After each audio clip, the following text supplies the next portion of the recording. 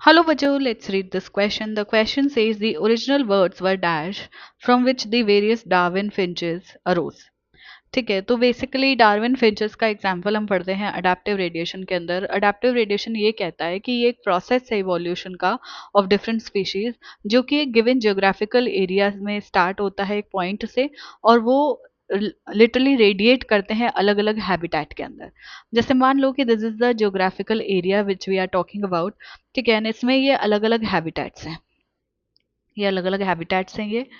ठीक है, अब क्या होता है, एक पॉइंट से ये स्टार्ट होता है, अडेप्टिव रेडिएशन एक पॉइंट से स्टार्ट होता है, और यहाँ से ऑर्गेनिज्म क्या करते हैं, अलग अलग हैबिटेट्स में रेडिएट करते हैं, और उन हैबिटेट्स के अकॉर्डिंग उनके बॉडी में वैसे ऑल्ट्रेशंस हो जाते हैं। तो इसका बहुत अच्छा एग्जांपल हम पढ़ते हैं डार्विन फिंचेस के बारे में।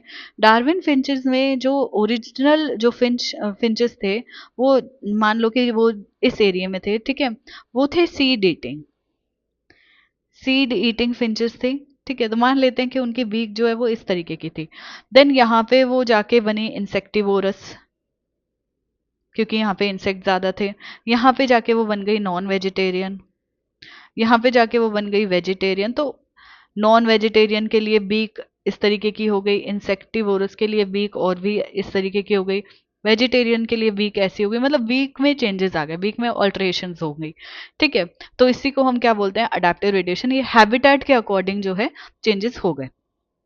अब यहाँ पे पूछा गया कि जो ओरिजिनल वर्ड्स थी वो कैसी थी, तो वो सीड ईटिंग थी, इंसेक्टिवोरस नहीं थी, नॉन वेजिटेरियन नहीं थी, और ऑल ऑफ दीज भी नहीं थी।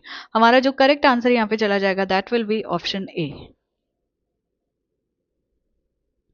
इसके रिगार्डिंग इन्फॉर्मेशन आपको ट्वेल्थ की न्यू एनसीईआरटी में पेज नंबर 117 पे मिलेगी। आई होप कि आपको क्वेश्चन अच्छे से समझ आ गया है।